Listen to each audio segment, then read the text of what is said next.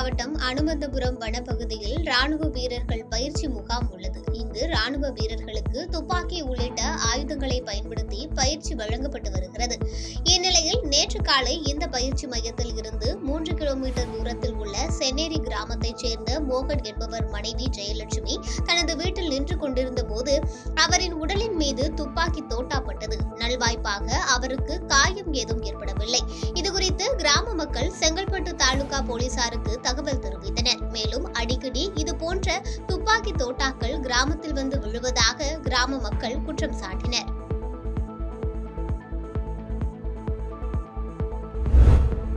நெல்லையை அடுத்த பேட்டை காவல் சரகத்துக்கு உட்பட்ட பகுதிகளில் கஞ்சா பழக்கம் அதிகரித்து வருவதால் ஆணையாளர் மகேஸ்வரி உத்தரவின் பேரில் நிலை மாநகர துணை ஆணையாளர் சரவணகுமார் தலைமையிலான தனிப்படை போலீசார் பேட்டை பகுதியில் தீவிர ரோந்து பணியில் ஈடுபட்டனர். இந்நிலையில் பேட்டை கண்டியப்பேரி குளத்துக்கரை பகுதியில் காரில் வந்த 5 பேர் கொண்ட கும்பல் போலீசாரை கண்டதும் தப்பியோட முயற்சித்தது. ஆனால் போலீசார் அந்த கும்பலை மடக்கி பிடித்தனர். இதையடுத்து அவர்கள் வந்த காரை சோதனை செய்தபோது அதில் 25 கிலோ கஞ்சா இருப்பது கண்டுபிடிக்கப்பட்டது. இதையடுத்து கஞ்சா மூட்டைகள் மற்றும் காரை பறிமுதல் செய்த போலீசார் அதனை பேட்டை காவல் நிலையத்திற்கு கொண்டு சென்றனர். மேலும் பிடிபட்ட 5 பேரையும் கைது செய்து அவர்களுக்கு கஞ்சா எங்கிருந்து கிடைத்தது என்பது குறித்து தொடர்ந்து விசாரணை மேற்கொண்டு வருகின்றனர்.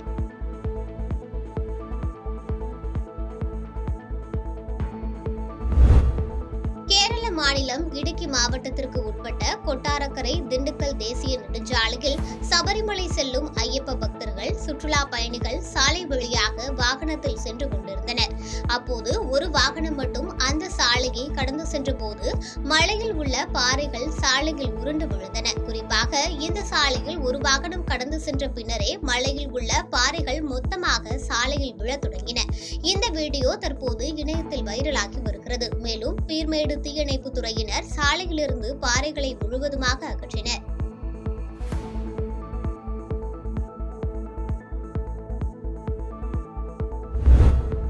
சேலம் மாவட்டம் ஓமலூரில் தனியார் நிகழ்ச்சி ஒன்றில் கலந்து கொள்வதற்காக சினிமா நடிகை கல்யாணி பிரியதர்ஷன் வந்திருந்தார்.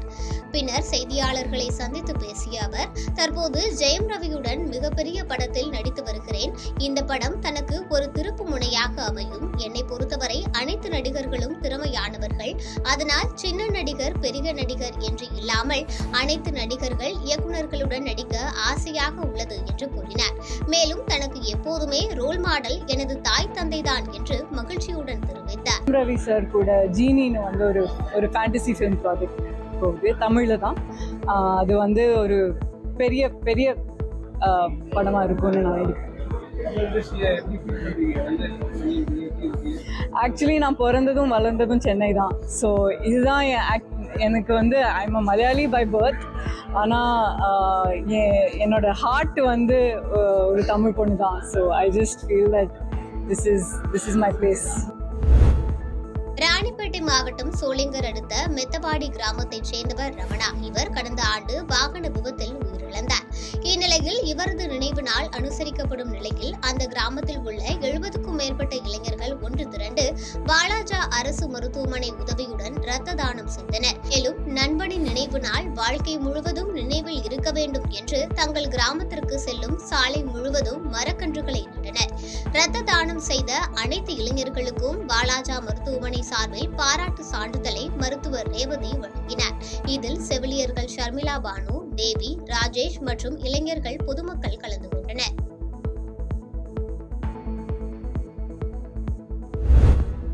சென்னை குரோம்பேட்டையில் ரன் ஃபார் ஹியூமனிட்டி என்ற தலைப்பில் உடல் உறுப்பு தானம் செய்வது குறித்த விழிப்புணர்வு ஏற்படுத்தும் வகையில் மாரத்தான் போட்டி நடைபெற்றது.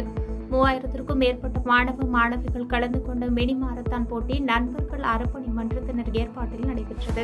குரோம்பேட்டை பேருந்து நிலையத்திலிருந்து துவங்கிய மாரத்தான் போட்டியை அமைச்சர் தாமு அன்பரசன் கொடியசைத்து துவக்கி வைத்தார். தொடர்ந்து அங்கிருந்து 5 கிலோமீட்டர் தூரம் வரை நடைபெற்ற மாரத்தான் போட்டி மீண்டும் துவங்கிய இடத்திற்கே வந்து சேர்ந்தது.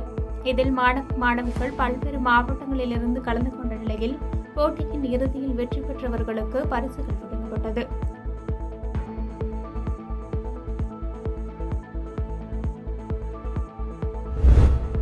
கடலூர் பண்ருட்டி அடுத்த அன்னங்காரன்குப்பம் தெற்கு தெருவை சேர்ந்தவர் சக்திவேல். இவரது மகன் விஜயகுமார். இவர் கடந்த 6ஆம் தேதி இரவு முத்தாண்டிக்குப்பத்திலிருந்து தனது இருசக்கர வாகனத்தின் மூலம் தனது வீட்டிற்கு சென்று கொண்டிருந்தார். மேல்காங்கேயன்குப்பம் அன்னக்காரன்குப்பம் பிரியும் சாலையில் சென்றபோது பேர்பெரியான்குப்பம் கந்தன் தெருவை சேர்ந்த பெருமாள் மகன் அசோக்குமார், தென்னரசு, சுரேஷ், சிவமணிகண்டன், பாண்டியன் மகன் ஹரிஹரன் ஆகிய 5 பேர் விஜயகுமாரை வழிமறித்து கொலை மிரட்டல் விடுத்து அவர் சட்டைப்பையில் வைத்திருந்த ரூபாய் 500 பணம் மற்றும் மோட்டார் சைக்கிளை பிடுங்கி சென்றுள்ளனர். இதைத் தொடர்ந்து முத்தாண்டிக்குப்பம் போலீசில் விஜயகுமார் கொடுத்த புகாரின் பேரில் போலீசார் வழிப்பறியில் ஈடுபட்ட 5 பேர் மீது வழக்கு பதிந்து தற்போது ஹரிஹரன் என்பவரை கைது செய்துள்ளனர். மேலும் 4 பேரை தீவிரமாக தேடி வருகின்றனர். கடலூர் மாவட்டம் பன்ருட்டி அடுத்த நடுக்காட்டுப்பாளையம் பகுதியைச் சேர்ந்தவர் வல்லரசு. இவர் பெரிய காட்டுப்பாளையம் கிராமத்தில் இயங்கி வரும் ரேஷன் கடையில் விற்பனையாளராக வேலை செய்து வருகிறார். இவர் ரேஷன் கடையை திறந்து ரேஷன் பொருட்கள் வாடிக்கையாளர்களுக்கு வழங்கிக் கொண்டிருந்த போது பெரிய காட்டுப்பாளையம் கிராமத்தைச் சேர்ந்த சந்தோஷ், சுதாகர் என்பவர்கள் ரேஷன் கடை விற்பனையாளரிடம் அரிசியை சரியான முறையில் வழங்க மாட்டாயா என்று தகாத வார்த்தைகளால் கூறி கொலை மிரட்டல் விடுத்து பின் ரேஷன் கடையில் இருந்த பயோமெட்ரிக் இயந்திரத்தை கையால் உடைத்து சேதப்படுத்தியுள்ளனர். இதுகுறித்து தகவல் அறிந்து வந்த காடாம்புலியூர் போலீசார் சம்பவ இடத்திற்கு விரைந்து வந்து சந்தோஷ் மற்றும் சுதாகர் ஆகியோரை கைது செய்து விசாரணை நடத்தி வருகின்றனர். திருவண்ணாமலை மாவட்ட வன அலுவலர் அருண்லாலுக்கு கிடைத்த ரகசிய தகவலின் பேரில் வன காப்பாளர்கள் அடங்கிய சிறப்பு குழு ரோந்து பணியில் ஈடுபட்டனர். அப்போது அட்ஜாயின்ட், பட்டறைக்காடு, காப்புக்காடு, சீங்கிணறு வழி அருகே சோதனை நடத்திய போது பாறையின் அடுக்கில் 6 பிளாஸ்டிக் பேரர்களில் மரத்தில் வைக்கப்பட்டிருந்த 1200 லிட்டர் கள்ளச்சாராய ஊறல் மற்றும் 10 லிட்டர் கள்ளச்சாராயம் ஆகியவற்றை கைப்பற்றி எடுத்தனர். மேலும் இது தொடர்பாக வனத்துறையினர் கள்ளச்சாராயம் காய்ச்சிய பால்வாரி கிராமத்தை சேர்ந்த வெங்கடேசன் என்பவரை கைது செய்து போலூர் நீதிமன்றத்தில் ஆஜர்படுத்தி வேலூர் சிறையில் அடைத்தனர். பாதகம் செய்பவரை கண்டால் நாம் பயங்கொள்ளலாகாது பாப்பா. மோதி மிதித்து விடு பாப்பா, அவர் முகத்தில் உமிழ்ந்து விடு பாப்பா. அண்மை செய்திகளை உடனுக்குடன் தெரிந்து கொள்ள இணைந்திருங்கள் இயம்நாடு தொலைக்காட்சியுடன்.